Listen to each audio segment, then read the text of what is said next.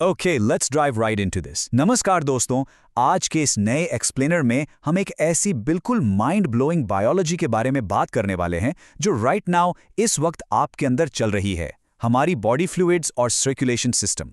इसे ना हम जीवन रेखा की यात्रा या जर्नी ऑफ द लाइफलाइन भी कह सकते हैं।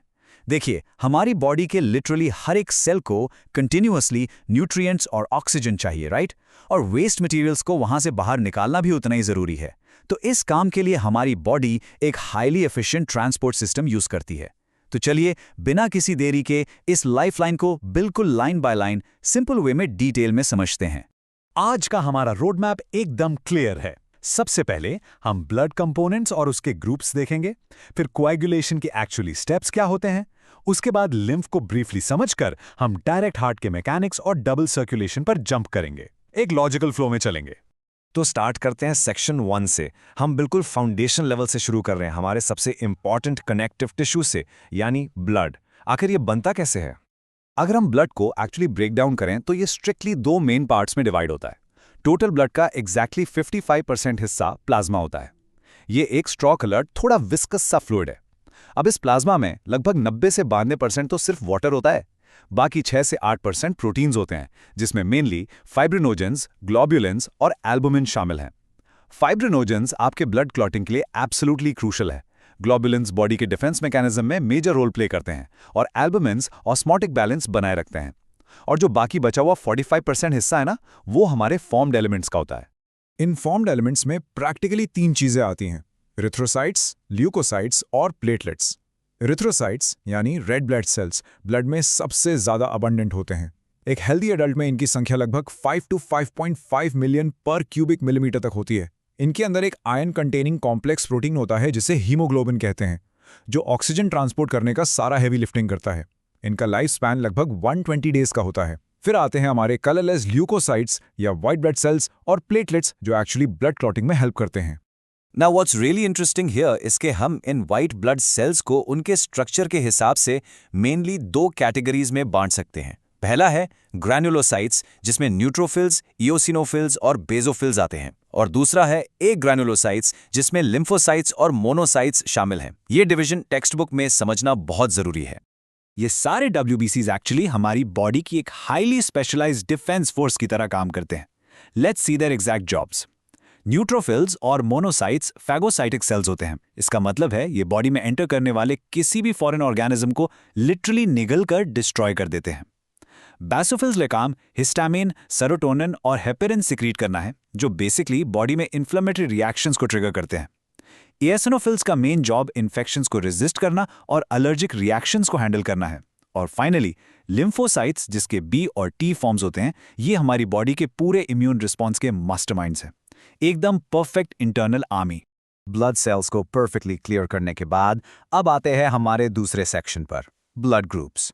आपने सोचा है कभी कि ट्रांसफ्यूजन्स के वक्त डॉक्टर स्ट्रिक्टली ब्लड मैच क्यों करते हैं? ये कोड काम कैसे करता है?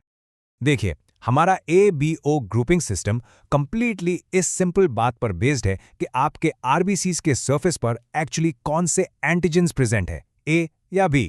अगर आपका ब्लड ग्रुप A है तो आपके RBCs पर A एंटीजन है और इसलिए प्लाज्मा में नेचुरली एंटी-B एंटीबॉडीज घूम रही हैं। लेकिन यहाँ सबसे कमाल की बात ग्रुप O की है। इनके सरफेस पर कोई एंटीजन ही नहीं होता, इसलिए ये किसी को भी अपना ब्लड सेफली दे सकते हैं, हेंस यूनिवर्सल डोनर्स। वहीं दूसरी तरफ AB ग्रुप वालों के प्लाज्मा में कोई एंटीबॉडीज नहीं होती, तो ये किसी का भी ब्लड बिना किसी रिएक्शन के रिसीव कर सकते हैं, मेकिंग देम यूनिवर्सल रिसिपिएंट्स। तो ये कंपैटिबिलिटी बेसिकली सरफेस एंटीजन्स और प्लाज्मा एंटीबॉडीज के बैलेंस पर चलती है। ABO के अलावा ना एक और क्रूशियल एंटीजन होता है जिसे RH एंटीजन कहते हैं, initially named after the Rhesus monkey. अगर ये आपके ब्लड में प्रेजेंट है तो आप RH पॉजिटिव हैं, वरना RH नेगेटिव। यहाँ एक बहुत ही सीरियस मेडिकल कंडीशन बन सकती है जिसे इरिथ्रोब्लास्टोसिस फेटालिस कहते हैं।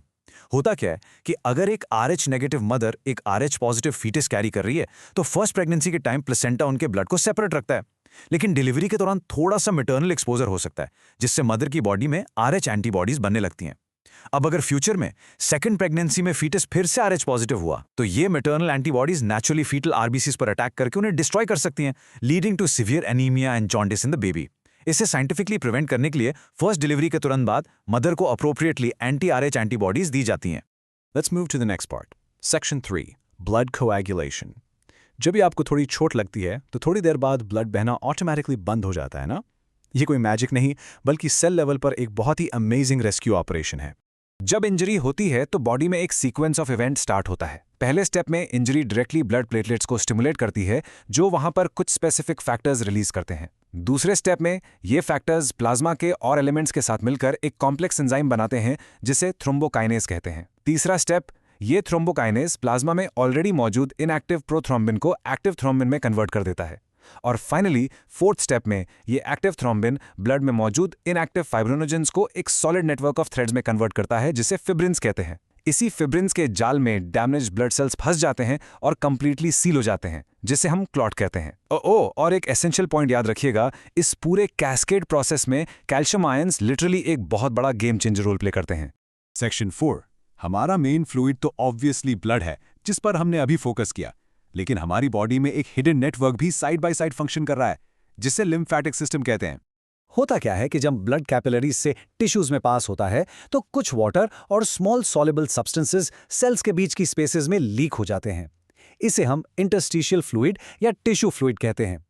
लिम्फेटिक सिस्टम इसी फ्लूइड को कलेक्ट करके वापस बड़ी वेन्स में सेफली ड्रेन करता है।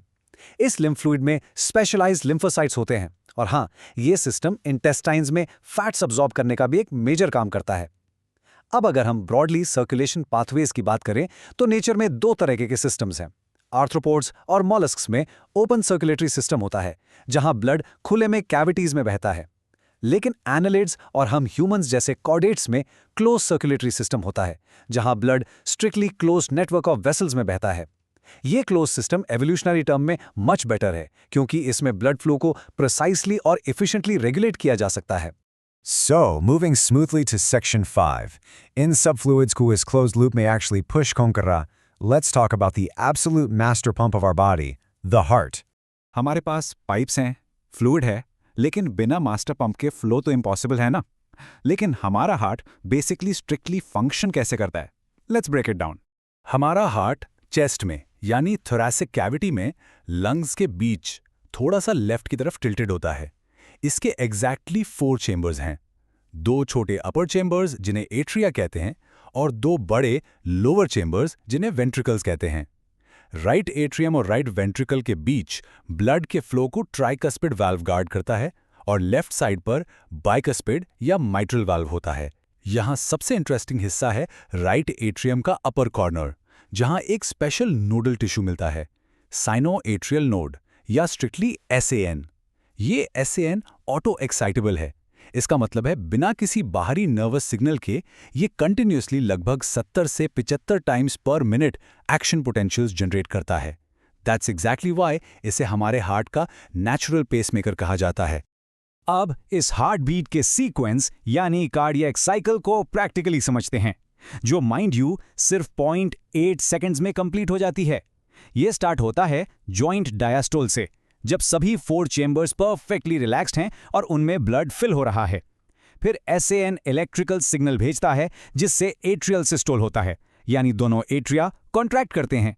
यह सिग्नल AV नोड के थ्रू आगे वेंट्रिकल्स तक बढ़ता है और वेंट्रिकुलर सिस्टोल करवाता है, यानी वेंट्रिकल स्ट्रांगली कॉन्ट्रैक्ट करते हैं और ब्लड को आर्टरीज में फोर्सफुली पुश करते हैं। फाइनली वेंट्रिकुलर डायस्टोल में वो वापस रिलैक्स हो जाते हैं और साइकिल रिपीट होती है। और हाँ, इस पंपिंग प्रोसेस में जब आपके ट्राइकस्पिड और बाइकस्पिड वाल्व्स एकदम से बंद होते हैं ना, तभी स्टेथोस्कोप में पहली क्लिनिकल साउंड आती है, लब।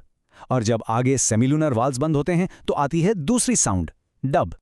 To put these mechanics into perspective, हर एक बीट में वेंट्रिकल लगभग 70 ml ब्लड आगे पंप करता है, जिसे टेक्निकली स्ट्रोक वॉल्यूम कहते हैं। अगर आप इस 70 ml को हमारे एवरेज हार्ट रेट यानी लेट्स से 72 बीट्स पर मिनट से मल्टीप्लाई करें तो आंसर आता है लगभग 5000 ml, यानी एग्जैक्टली 5 लीटर्स। हर एक मिनट में आपका हार्ट प्रैक्टिकली 5 लीटर ब्लड आपकी बॉडी में पुश कर रहा है। That is incredible engineering. Heart की इस प्योर इलेक्ट्रिकल रिदम को हम एक ECG या इलेक्ट्रोकार्डियोग्राम से ब्रिलियंटली मैप और ट्रैक कर सकते हैं। जब आप ECG ट्रेस देखते हैं तो उसमें एक P वेव होती है जो एट्रिया की इलेक्ट्रिकल एक्साइटेशन या डीपोलराइजेशन दिखाती है, जिससे उनका कंट्रैक्शन ट्रिगर होता है। फिर आता है बड़ा QRS कॉम्प्लेक्स, जो सीधे वेंट्रिकल्स की डीपोलराइजेशन को रिप्रेजेंट करता है। यहीं से उनका मेन पावरफुल कंट्रैक्शन शुरू होता है और एंड में एक टी वेव शो करती है कि वेंट्रिकल्स वापस अपने नॉर्मल रिलैक्स स्टेट में आ रहे हैं, यानी उनका रीपोलराइजेशन हो रहा है। Doctors literally in QRS complexes को एक स्पेसिफिक टाइम पीरियड में काउंट करके आपका exact heart rate figure out कर लेते हैं। It's simply brilliant. अब आते हैं अपने एक्सप्लेनर के फाइनल सेगमेंट, सेक्शन 6 पर, दी फुल सर्किट।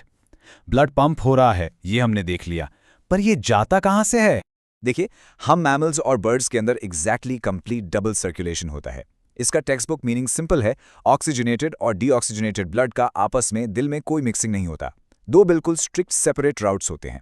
पहला है पल्मोनरी सर्कुलेशन, जिसमें डीऑक्सीजनेटेड ब्लड राइट वेंट्रिकल से डायरेक्ट लंग्स तक जाता है ऑक्सीजन लेने और फिर लेफ्ट एट्रियम में फ्रेश और ऑक्सीजनेटेड होकर वापस लौट आता है। दूसरा है सिस्टेमिक सर्कुलेशन, जहां लेफ्ट वेंट्रिकल इस फ्रेश ऑक्सीजनेटेड ब्लड को एओर्टा के थ्रू प्योर बॉडी टिश्यूज तक पंप करता है, वहां ऑक्सीजन ड्रॉप करता है, सेलुलर वेस्ट और CO2 पिक करता है और इवेंचुअली राइट एट्रियम में वापस लौट आता है। यह सिस्टम एब्सोल्युटली फ्लॉलेस है। लेकिन ऑफ कोर्स इस कॉम्प्लेक्स बायोलॉजिकल मशीन में अगर लाइफस्टाइल या जेनेटिक्स की वजह से प्रॉब्लम आए तो कुछ सीरियस डिसऑर्डर्स हो सकते हैं, जैसे हाइपरटेंशन या हाई ब्लड प्रेशर।